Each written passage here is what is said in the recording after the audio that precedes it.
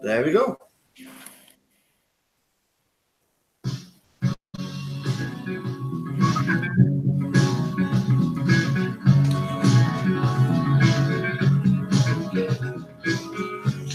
Since 7 a.m. now here I go again. You can find innocent men in a 10 by 10. All fades, all without the men deserve. But fear breeds silence in men to walk. You don't say nothing cause you know your cops. But someone knows something. Yet everyone plays ball. I say we round them all up. Let's bring fingerprint them all.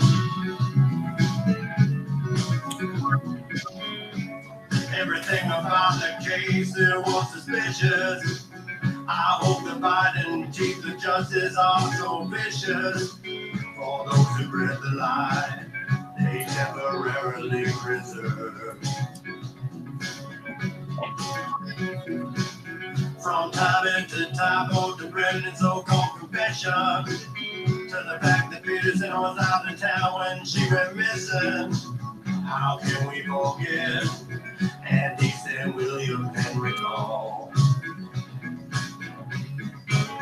I say we round them all up. Let's bring fingerprint them all. So much planted evidence now anyone can see. The magic bullet blood in the RAV. And even evidence that defies gravity. The key that turns up 7 searches later with none of her DNA at all. Let's bring fingerprint them all. I say we round them all up. Let's bring fingerprint them all.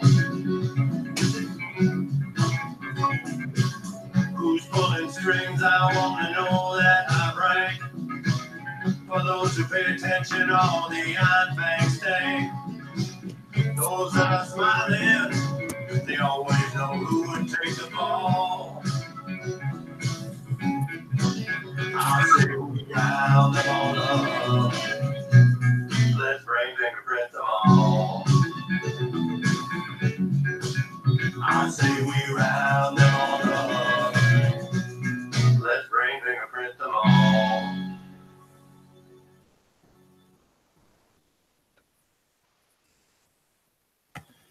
Well, good evening, everybody. Good evening. In fact, not good evening, is it? It's for Travis here. It's middle of the afternoon, is it not, sir? Yeah, it's 3:45 my time, Central Time. Fancy doing a video at this sensible hour. Yeah, nice change. Nice change. Yeah, and you know what? This has never ever happened on Eric Rose's channel. We're actually ahead of schedule. Can you believe it? You know,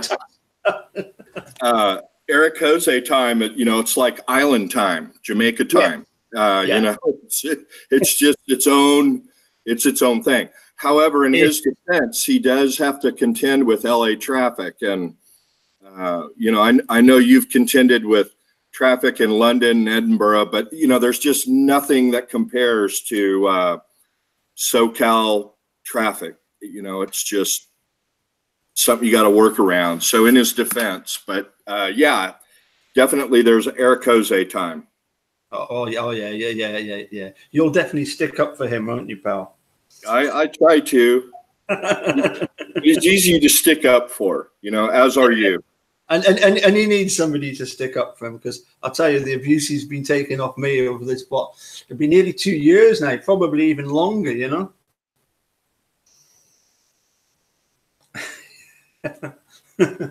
Anyway, so we've got a few things to have a wee chat about. By the way, I do have the I do have my phone here with all the chats that are coming up. So hopefully, if if anybody's got anything particularly pressing they want to ask Travis, then by all means.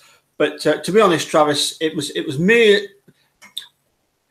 One of the things I'm going to point out is that because Eric Ose invites you to come on and do all the legal stuff, do you not feel that you miss out on some of the fun stuff?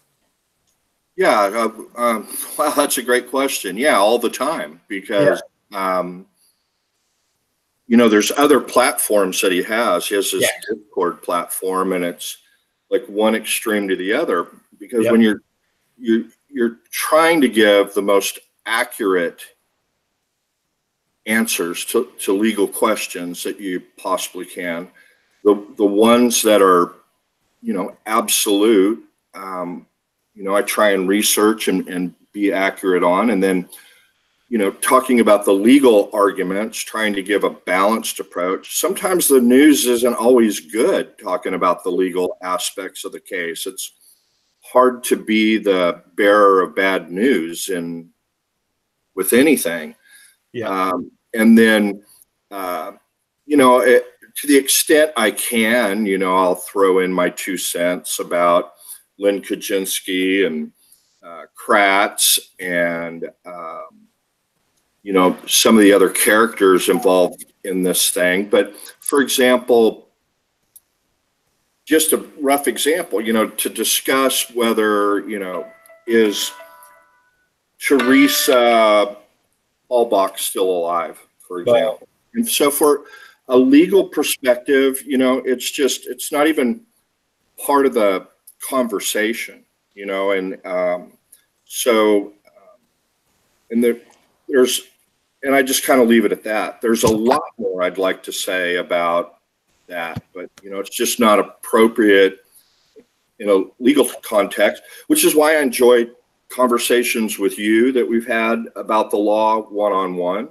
And why I really enjoy doing segments with Eric Ose, because he can kind of talk about that stuff. He's like you, he's very versant in the facts and whatnot, and he can go ahead and give those impressions and characterizations, whereas it's very frustrating at times to not be able to say what I really think about certain situations or certain people, or I see my role as just trying to give people a better background into the legal process in general, and then the specific mechanics of what's happening in real time in this case, and Brendan's case, even though that's kind of not much movement in that. We don't expect much movement. Yeah. No, it's isn't it something you often hear people like myself and others will say, that well, we're not lawyers, but we would imagine that this, that, and the other, and it's like, well, I sometimes feel guilty of the fact that, well, I'm not a lawyer, so maybe I shouldn't say something like that, and leave it up to the experts that know what's going on.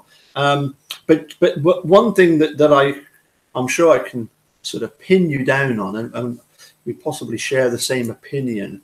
I was going to ask you, what do you reckon is the greatest film of all time? Comedy? Yeah. Well, there's only one. It's The Big Lebowski. Yes. They broke the mold on that one. I guess a stumper would be what was the greatest comedy before that one? Well, yes. And it wasn't a super hit right away. A lot of people don't realize that. It took about 5 years for that thing to really pick up. And the other thing people don't realize, that's the first movie they made after Fargo. Yes. And Fargo, they won all kinds of awards. Yes.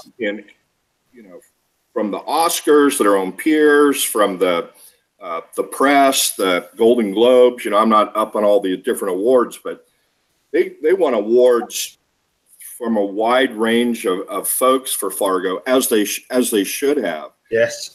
And that actress deserved the Oscar for her performance in that. But, you know, it's just one of the greatest movies of all time, and certainly the best comedy. And, you know, I don't even know what would be number two. It just set such a high bar. But interesting that it took quite a while for that to catch on. Sure, sure. It's one of those cult movies, isn't it? As you say, that before that we had Fargo with Steve Buscemi, and it's often been pointed out that in Fargo he never shuts up.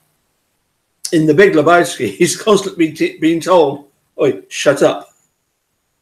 Well, yeah, with about 30 or 40 F-bombs in there. You know, it's certainly in the top 5 for F-bomb movies, but you know, yeah, he's gone on record as saying, you read the script and it was just so completely different. He was trying to figure out, what is this Donnie character? And it doesn't really materialize until that last scene, and they're on the Overlook. Yes. And they've got the coffee can receptacle. Yes. And you know, it's very, very well written. I mean, unbelievably well written. Yep. And there are some sort of interesting parallels, aren't there, in the fact that we'll assume that everybody's watched it, but basically the dude gets framed for well, of course there's no police charges there, because Maud says, I you know, I'm not going to have my father arrested, or any publicity about $1 million gone missing from the Urban Achievers Fund. You know, I hardly want to make it a police matter, because that would be too embarrassing. But basically, the Big Lebowski has framed the dude. Yeah, it's well, and well, I mean, there's just so many layers to it, isn't there? But you know, the carpet, and then you know that the dude is you know, the hero, the protagonist of the movie, but yet he's not motivated to do anything. You know, it's this stuff falls into his lap. You know, he can't. So he's, and then, you know, the comparison to, you know, Sisyphus, you know, rolling up the stone up the mountain, and Albert Camus, and you know, the Stranger, and you know, all of these parallels. And I mean, it's just absolutely complex, but it's quite a tale with a lot of twists and turns. It's a type of movie. I don't care how many times you've seen it, you pick up something new every time you watch it. Yeah, which is why I think it was one of those. I think it's gone above cult status. You know, when I think of cult status films, I think of films that really never made a lot of money. Ultimately, the movie made, I think, a tremendous amount of money. I heard it was widely popular in Europe right away. Yeah. But it took a while over here in the States. But I think it's because there's just a lot to it. Every time I see it, I pick up something new. Yeah, great film. Great film. There was a time when I think just about at least once a day, either me or the dude would send one another the message about "shut the up, Donnie." Right. And it was like that constantly. In one scene, of course, we find out that the person that's been following the dude and says, "I'm absolutely amazed with your work." He gets out his little bug and he says, "Cool it, man. I'm a brother Seamus." And apparently that's one of the things that Eric Cozy is hoping at some point in the future to become. So you've heard it from me first. At some point in the future, Erekose is planning on becoming an Irish monk. That brother Seamus. Okay, gotcha. Yeah. Well, you know, as monks go, Irish monks, they've had it a lot better than, you know, some of the other monks. They, you know, they don't take a vow of silence. They're not hermits. You know, you know, if I was going to be a monk, I'd want to be an Irish monk. Yes. Certainly. No doubt about it. The Seamus, the Irish monk. Yeah. Well, funny enough, the secondary school I went to, what we call the grammar school, that I went to, a private school, was run, is run. It's on a different name now, but is run by Irish monks, predominantly Irish monks. And we had one of the monks was the dean of discipline, and he was a real tyrant. At least we thought he was. When you were in like the first, second, and third years, he could be really mean. And then as you got into like being a sort of 16, 17-year-old, things got a bit more chilled. And people actually appreciated the fact that he was strict with the younger kids. And strangely enough, I know quite a few of my sort of school friends that I went to school with, when they actually got married, where they were still living down in the West Country, this monk was often the one that they asked to come and actually perform the wedding for them. And this was how high the guy was, you know, the esteem that this guy was in.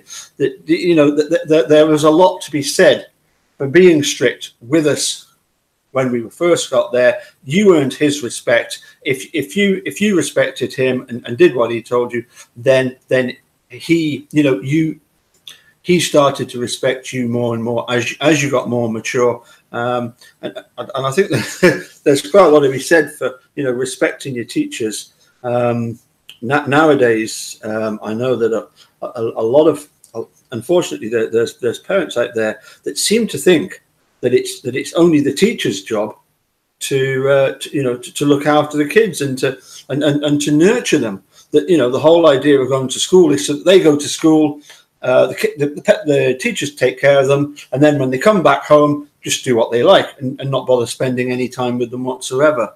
That's certainly one of the issues that certainly my wife feels quite strongly about, is that, you know, there's a lot of this, put the blame on the teachers.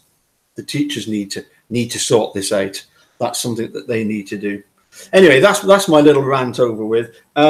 So how would one go about becoming a Brother Seamus, an actual investigator? Is there any kind of sort of ladder that the dude would go on? Would he start off as, say, like a store detective and then gradually get into the bigger, wilder world, you know?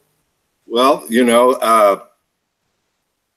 back in the day, there used to be the hotel dick, and then the train dick, and the, you know, everybody had a detective. There was a detective on the cruise ships, you know, but the way it works now, all 50 states have a state licensing requirement. It's a privilege license. They want to check out your background if you're an investigator, because they don't want people who have trouble with the law investigating people's backgrounds and whatnot. But there's usually a testing process. Some may have a work experience that you got to work under a licensed private investigator for a certain period of time, that sort of thing. And then they generally want you to have a license and a bond. And then, you know, in this day and age, you pretty much need to go ahead and get qualified for a concealed handgun license. All right. You know, because over here, most people are armed, and you just never know what type of a situation you're going to confront. But you know, I suppose, you know, the other thing you need to do is get video cameras with, you know, long lenses and tripods and,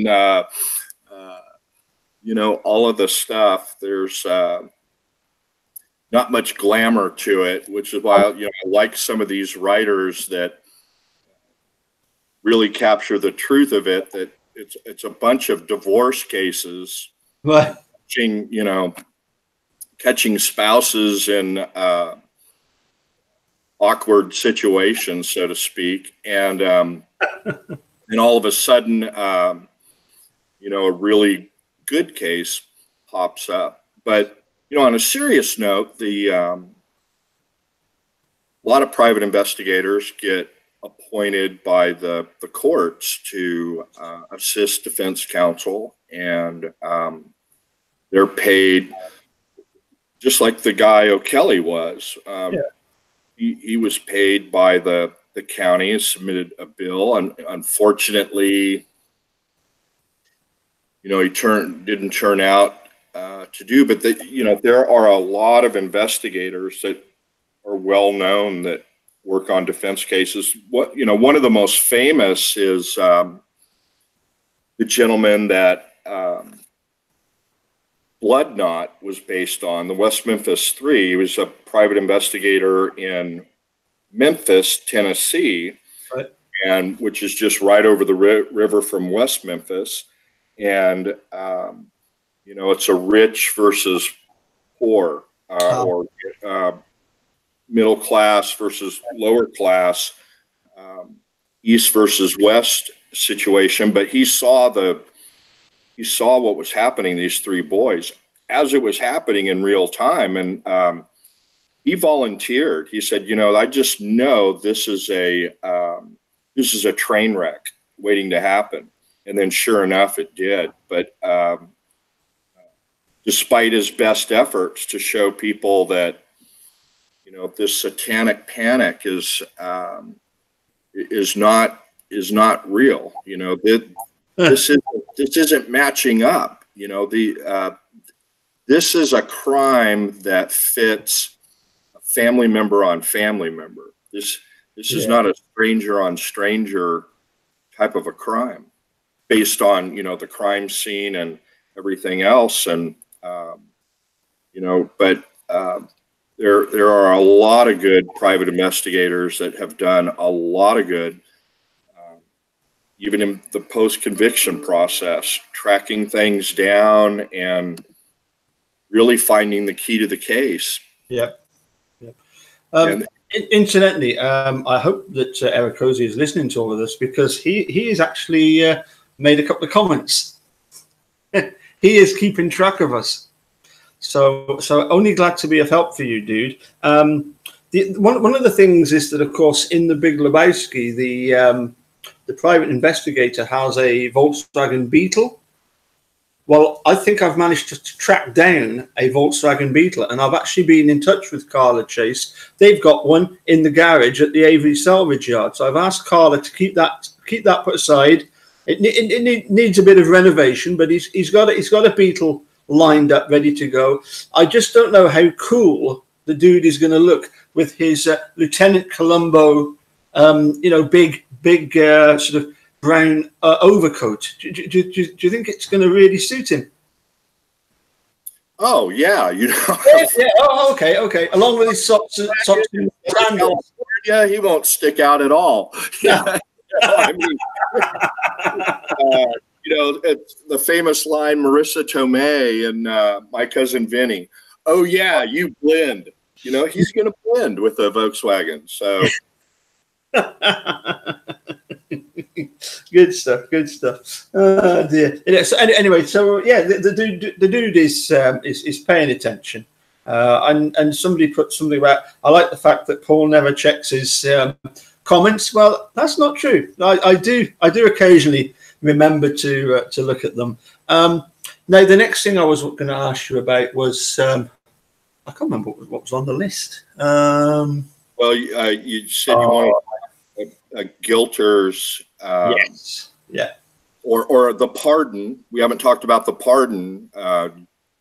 We'll do the Gilters first. The one thing that I'm sure you would agree with me is that if we were to meet, if a Gilter was to come in here, I wouldn't be rude to that person. I would be not my normal self. But as soon as the conversation got on to Steven Avery being guilty, then I'm sorry, I wouldn't want to listen to that. But it's not a personal thing, is it? It's just if you're going to start talking about that, we're way beyond all that. I was going to ask you if you've noticed this trend. When we first started following Making a Murderer, there was a period up until about August when Kathleen Zellner, we were waiting on her great motion, this great tidal wave that was going to sort everything out. And of course, up until that point, we had Gilters questioning every single bit of Making a Murderer, the suggestion of the evidence planting. Making a Murderer 2 comes out. We see exactly what was on that bullet. That there was bits of wood.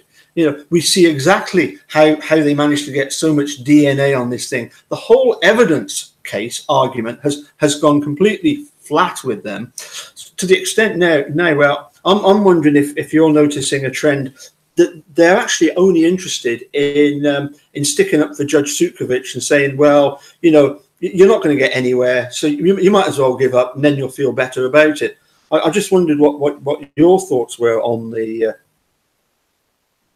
I'm not really, in terms of the trending. They're talking more about Zellner and that she's not doing anything, and this is all dragging out, and so on and so forth, and they're trying to talk more about the substance of the law,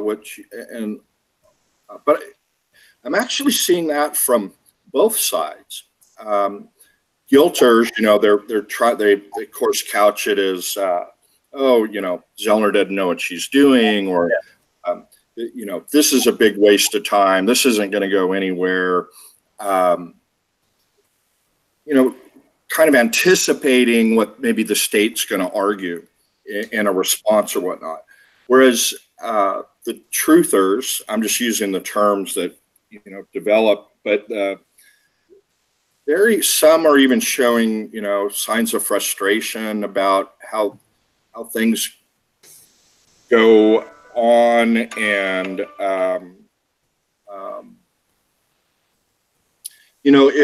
it's my phone's blowing up here. I may have to leave in a couple of minutes. Maybe there may be some problem going on with one of my clients, but sorry about that. That's one of the. I assumed it was Eric Cozy trying to catch up with you. No, but in any event, no, I think they're frustrated, and I don't see anything, and anything happening, but we know stuff is happening. There are a lot of people on social media, Eric Jose and others, that are updating people and letting them know. That's really frustrating for me, because I know what the fantastic legal work Zellner and her team are doing. I mean, they're just beyond compare, and for even supporters should get frustrated. I kind of take a little bit of exception to that. Well, what's the alternative? Well, one of the problems. What are we going to put in there? Well, looking at it from 3,000-4,000 miles away, I know that one of the common themes that you get, certainly with supporters in the UK, is why hasn't something been done about it? Why is there not some sort of fast track system to overturn. Why didn't the president of the United States? Why did he not respond to the petition? And of course, it's basically because of the system. And I think in Making a Murderer 2, we hear Steve talking about the fact that it takes years and years and years, and then all of a sudden, 1 minute you're out, and then he was out for 2 years, and then all of a sudden he's back in again, and again, waiting years and years and years. Which brings us on to that subject that you mentioned, the recent comment by the governor, the new governor. Is it Evers or Ayers? Yeah. Yes. That he is going to reintroduce nominations to the Parole Pardons Advisory Board, and there's certainly speculation that Brendan could be one of the ones that they're keen to look at. Yeah. So the previous governor, Walker, made it a campaign issue when he got in. I'm not going to consider anybody for a pardon. Yeah. And he didn't. Not even going to look at it. No. And yeah, that's encouraging that they're going to open up the process again, and so certainly that would be an opening for Brendan's team to start preparing, something, and there's different types of pardons. There's clemency. Yes. You're really not pardoned. They just give you credit for time served. Yeah. That's what happened with Jimmy Hoffa. And then there's a pardon where you're released and you can vote, you have all of your rights restored. And then in some states, there's a special pardon that's called an actual innocence pardon, right, which would make you eligible for compensation through the state system. Sure. But it's all a little bit different, but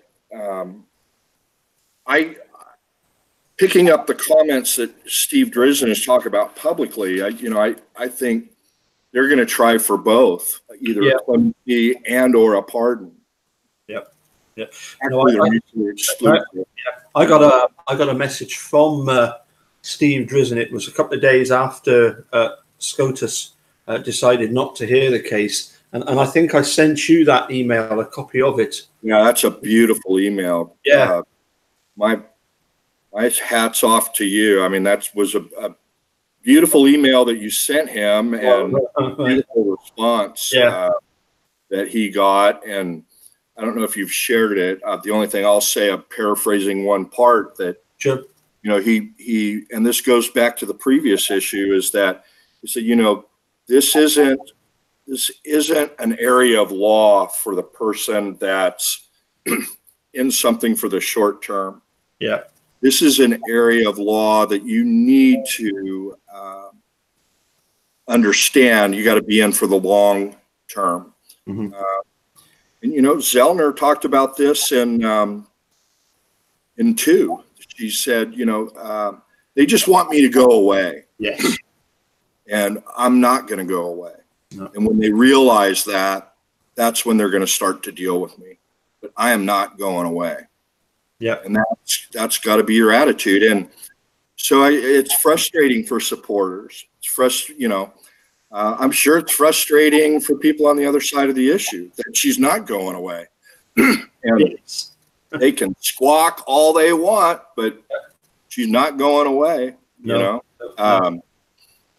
She to me, Kathleen Zellner seems determined to get this Angela Sukovich to actually pay attention to what she's saying, and almost trying to get Angela Sukovich to put whatever personal feelings she had towards Steve.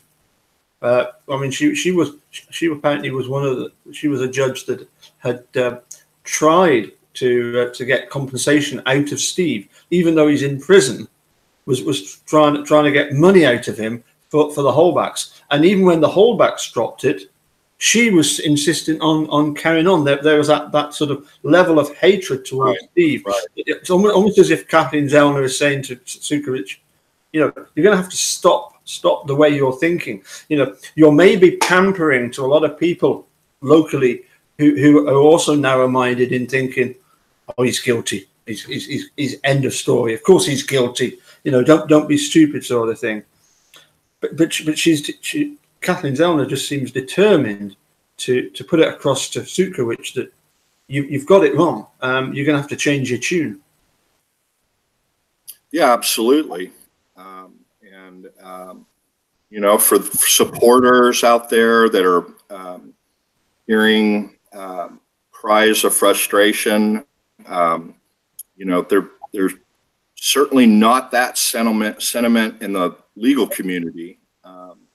The sentiment in the legal community is that she has been and she continues to do a stellar job. Are there attorneys who would have done it a little differently? Absolutely. That's always the case. I've actually got to wrap up here in a minute or two. Yeah. I apologize. I've had something come up that I got to go deal with for a client, but you know, I hope in a couple of more days we can see if there are any questions. This provoked any questions, and we can also talk about my favorite Englishman, Captain Crunch. What about my favorite Englishman, Shaun the Sheep? Have you met Shaun before? Yeah. He's decided he wants to come in on these videos. He's fed up of seeing all these other YouTubers with all their cuddly toys. I think Eric's got about 4 or 5 of them hanging from various parts. You know, they're always a disarray. Yeah. You know, when he walks out of the room, they mock him and throw stuff, and you know, he's just got to get a better class of sidekick. Than those guys. You know, we'll have to spot something for him and pick him out something appropriate to put there back on the back of his couch. But he does have that Doors poster at the Hollywood Bowl. So and the Scottish flag and lots of other neat things. But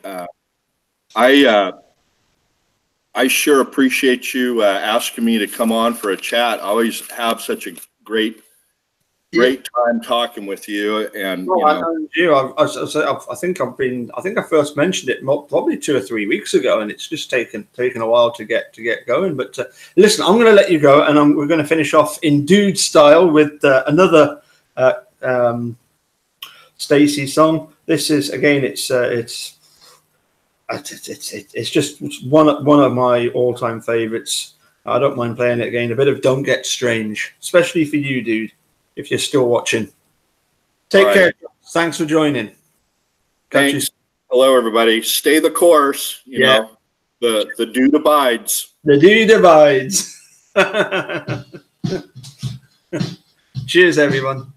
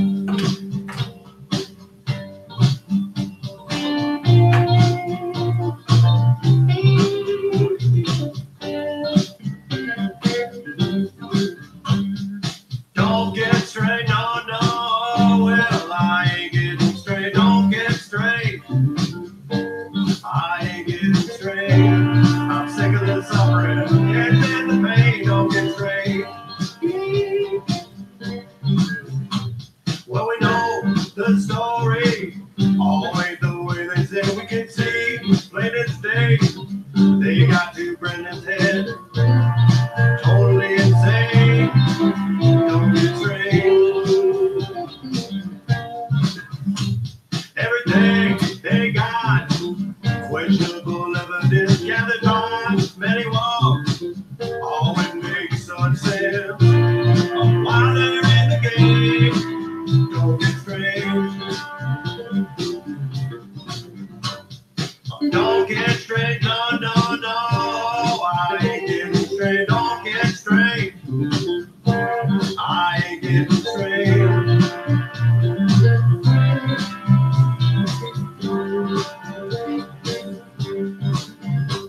and that lion, that cheated, that predatory Swifty.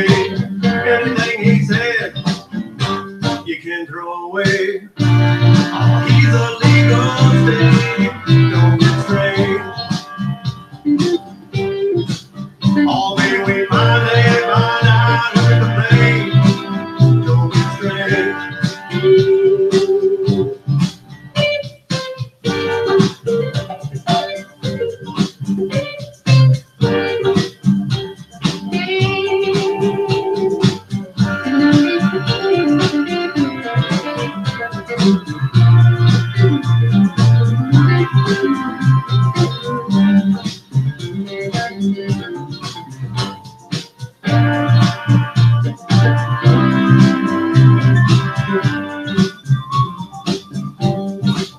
Oh, may we finally find